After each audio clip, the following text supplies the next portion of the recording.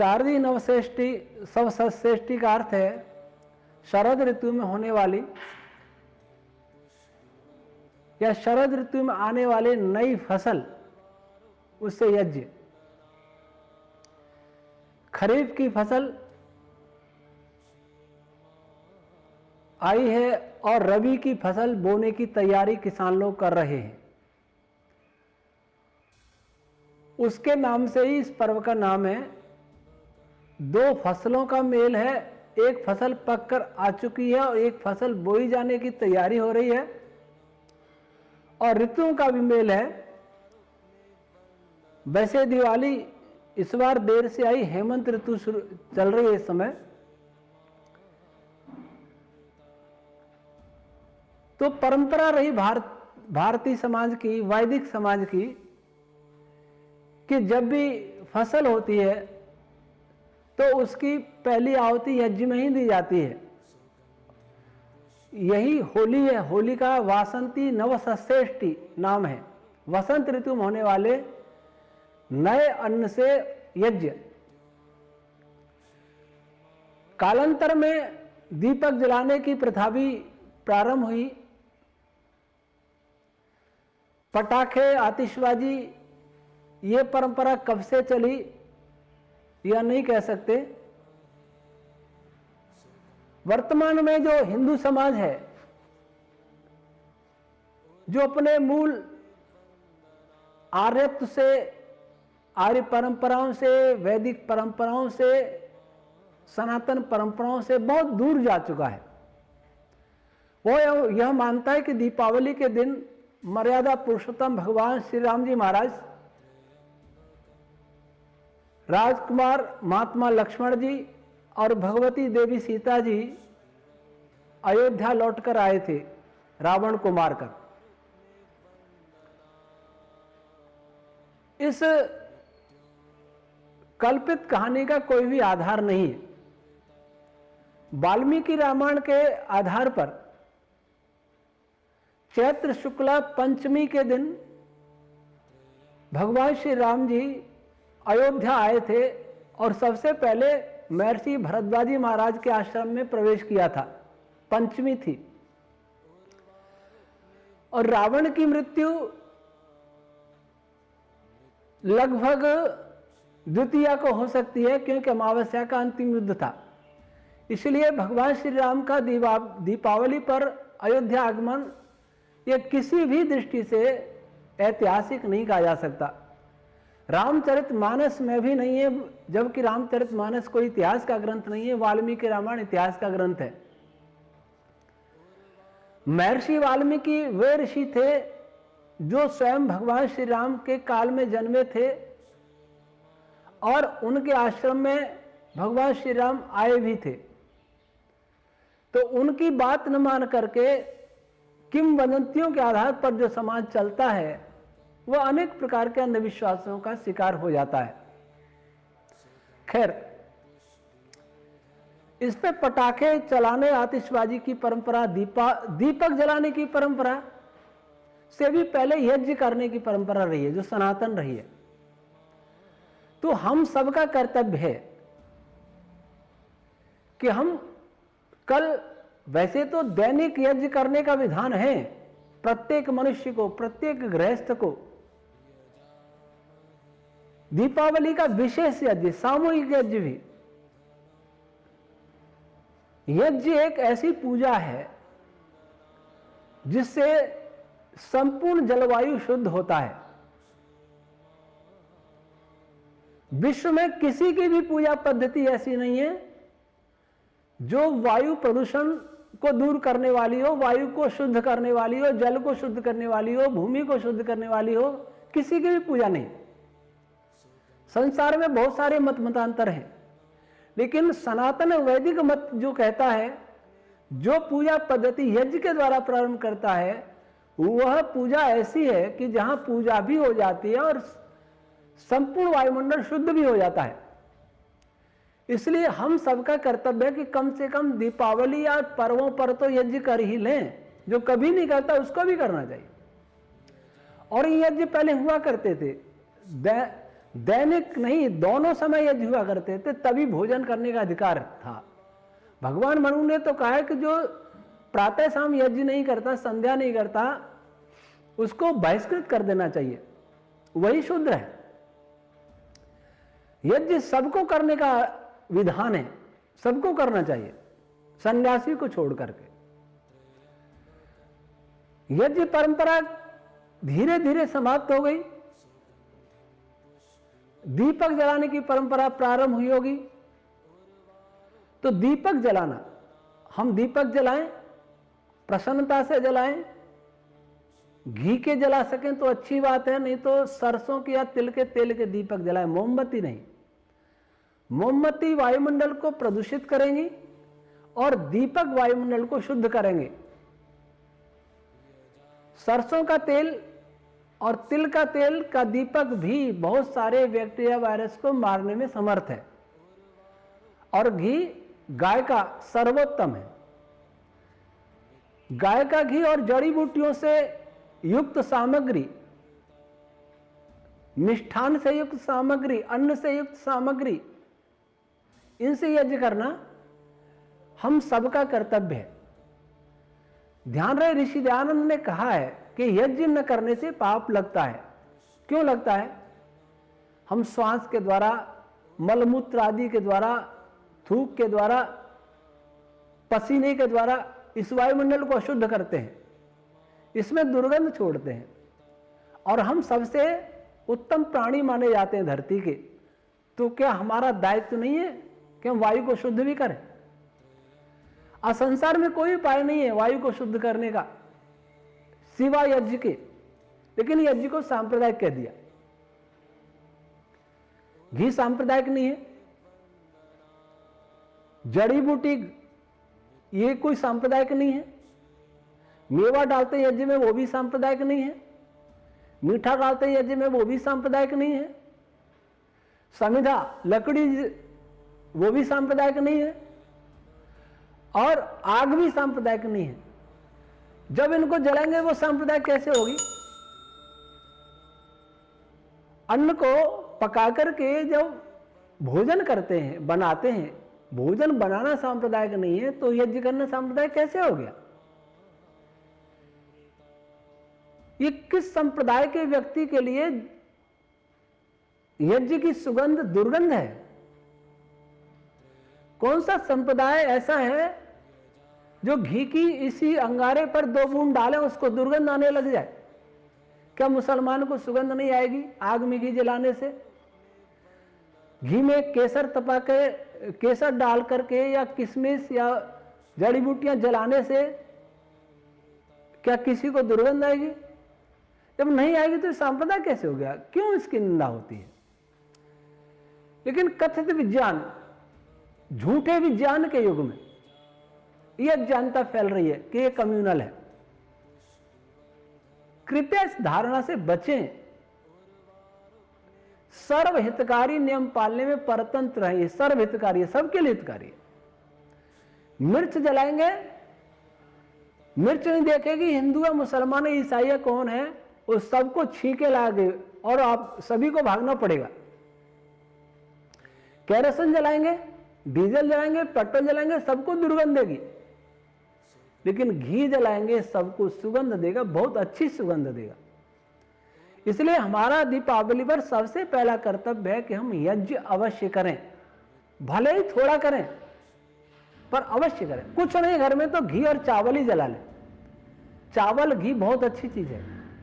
गुग्गुल हो तो गुग्गुल ले लें और दीपक का प्रयोग करें। अनावश्यक बिजली जलाना मैं इसको उचित नहीं मानता। अनावश्यक ऊर्जा का दुरुपयोग, इतना सजावट होती है, वही सजावट अगर तेल के दीपक से करेंगे तो वायु शुद्ध होगी।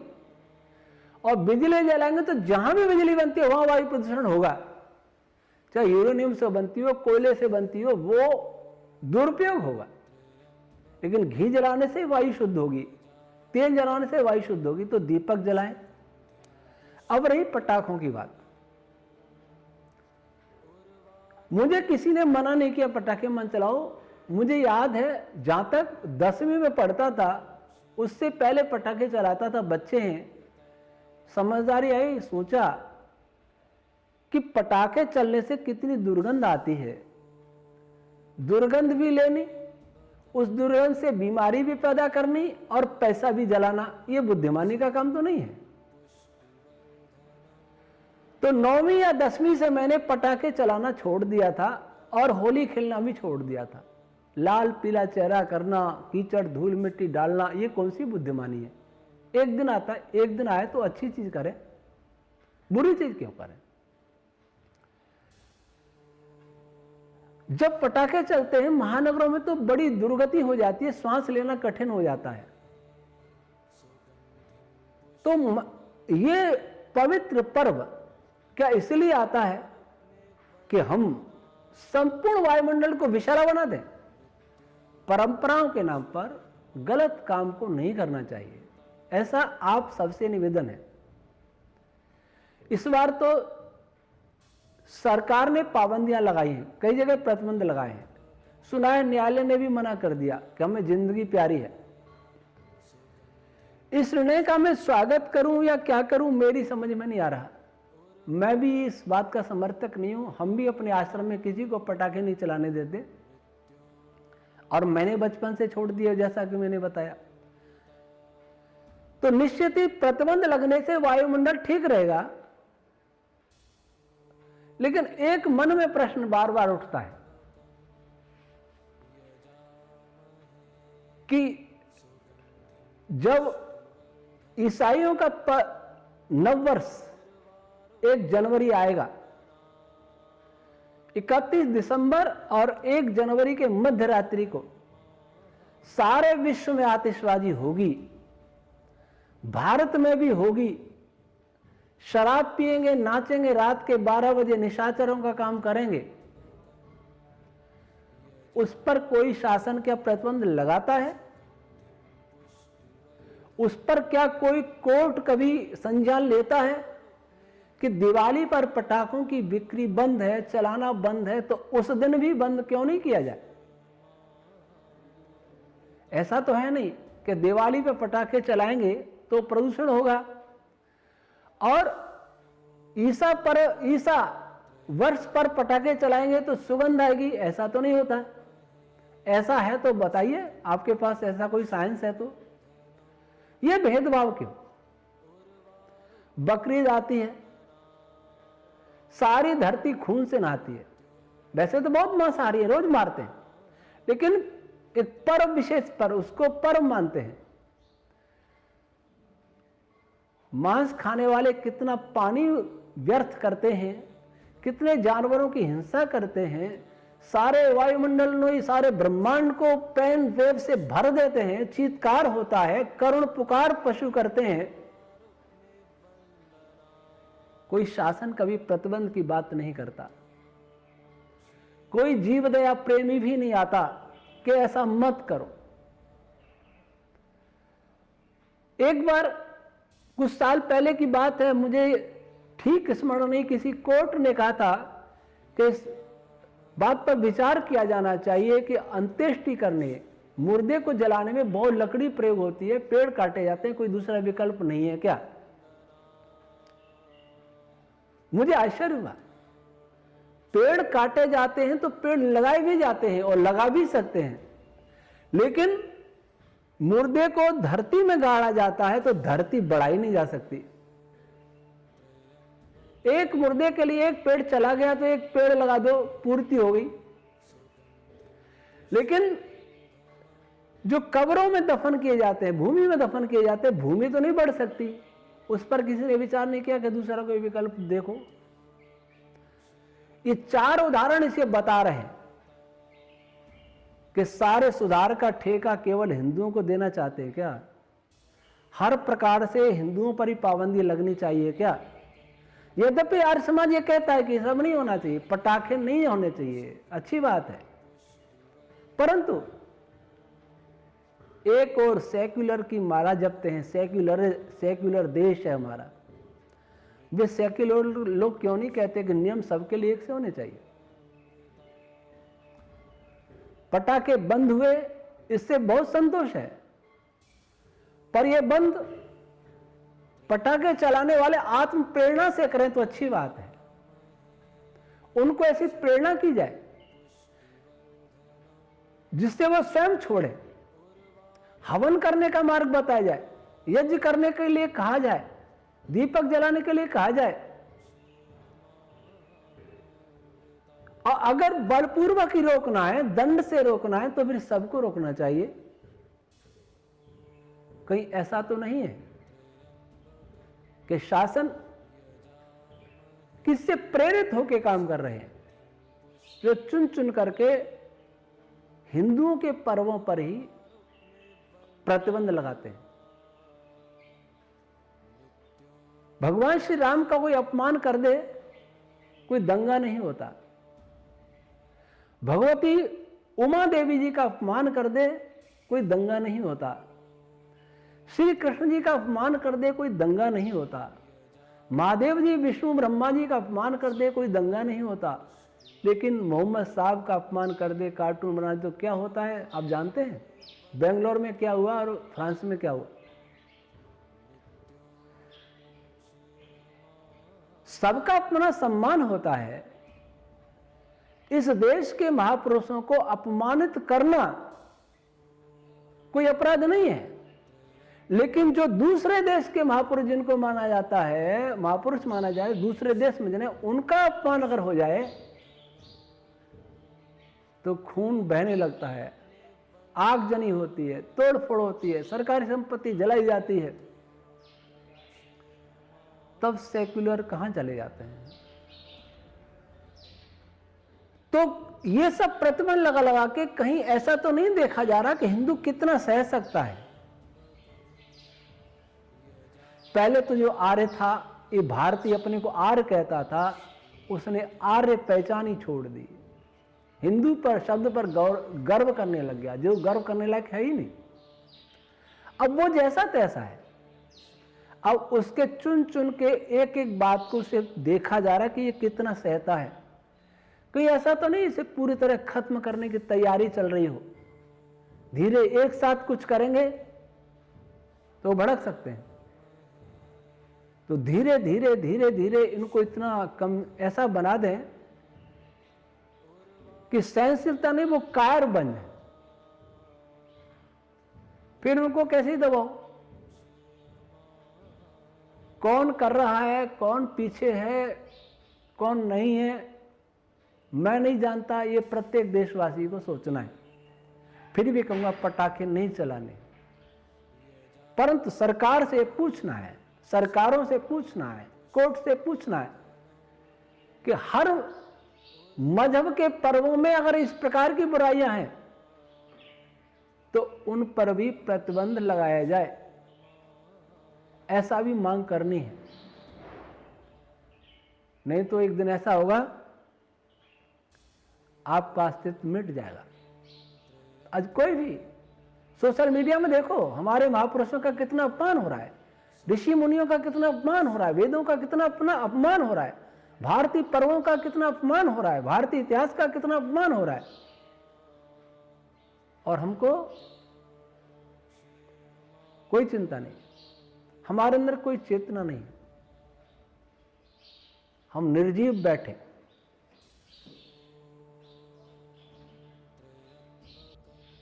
हम ऐसे निर्जीव हो गए हैं कि हमने ही अपने पूर्वजों से स्वयं संबंध तोड़ लिया है। हमें नए नए खेलों में फंसा दिया, मोबाइल में फंसा दिया, इंटरनेट सब में फंस गया, किसी को जातिवाद में फंसा दिया। हमारा कोई ऐसे तो है ही नहीं। इतने गिरे हुए हम नहीं होते तो देश 1000 वर्ष गुलाम नहीं रहता। और फिर गुलामी की ओर बढ़ रहे हैं। इसलिए जागो, अपने शास्त्रों को पढ़ो, अपने महान पूर्वजों पर गर्व करना सीखो। और जो महापुरुषों का अपमान करते हैं उनको हिंसा से नहीं, लेखनी से उत्तर देना सीखो। बौद्धिक प्रहारों का बौद्धिक उत्तर देना सीखो। लेकिन कब सीखोगे? जब अपने शास्त्रों को पढ़ोगे। मैं बहुत ज्यादा इस समय नहीं कह पाऊंगा, पर इतना ही कहूंगा कि सभी शास्त्रों को पढ़ने के लिए आपके पास एक ऐसा चश्मा होना चाहिए जिससे शास्त्रों का शुद्ध रूप दिखाई दे। वो चश्मा केवल सत्यार्थ प्रकाश है। उसको पढ़ने के बाद शास्त्रों को पढ़ो। महापुरुषों एवं इस आर्यावर्त भारत राष्ट्र का एक गौरवमय प्रकाश आपको दिखाई देगा, जिससे आपका आत्मबल बढ़ेगा, आपका समाज सशक्त होगा। ईश्वर करे यह दीपावली हमारे लिए ऐसा ही पर्व बन जाए। इसी दिन इस राष्ट्र और मानवता के पुरोधा महर्षि दयानंद सरस्वती का निधन हुआ था और उन्होंने सत्य के लिए, न्याय के लिए, राष्ट्र के लिए, वेद के लिए अपने शरीर को आहूत कर दिया। आए हम उस महापुरुष को समझें। इस देश ने उस महापुरुष को बिल्कुल नहीं समझा। केवल आर्य समाज में ही ऋषि दयानंद को माना जाता है, अन्यथा कहीं कोई बहुत महत्व नहीं देता। और जो देश और समाज अपने हितैषियों को महत्व नहीं देता, उनको भूल जाता है, वह देश और समाज नष्ट हो जाता है। आए हम ऋषि दयानंद के दिव्य चरित्र को पढ़ें। सत्यार्थ प्रकाश पढ़ने के साथ साथ उनके जीवन चरित्र को अवश्य पढ़ना चाहिए कि उन्होंने किस प्रकार से, कैसे कैसे संकट सहते हुए, क्या क्या संघर्ष करते हुए इस भारत को पुनः जगद्गुरु और चक्रवर्ती राष्ट्र बनाने का सपना संजोया था, प्रयास किया था। वो तो चले गए, लेकिन हमें एक बहुत बड़ा उत्तराधिकार दे गए, बहुत बड़ा उत्तरदायित्व दे गए, जिसे हम भारतवासी भूल गए। और भारतवासी तो क्या याद करते, आर्य समाजी उसको भूल गया। वह भी स्वयं खंड हो गया, बहुत दूर चला गया ऋषि के विचारों से। आए आर्यावर्त देश भारत के रहने वाले, जिनकी राष्ट्रीयता कभी आर्य थी, वे सभी आत्मचिंतन करें, आत्ममंथन करें कि उनका इस राष्ट्र के प्रति क्या कर्तव्य है, उनका इस भारतीय वैदिक संस्कृति को बचाने के लिए उनका क्या कर्तव्य है। ईश्वर हमें सद्बुद्धि दे, शक्ति दे और हम अपने धर्म और कर्तव्यों का निर्वहन करने में सक्षम बने। यही दीपावली की आप सबको बहुत बहुत मंगल कामना।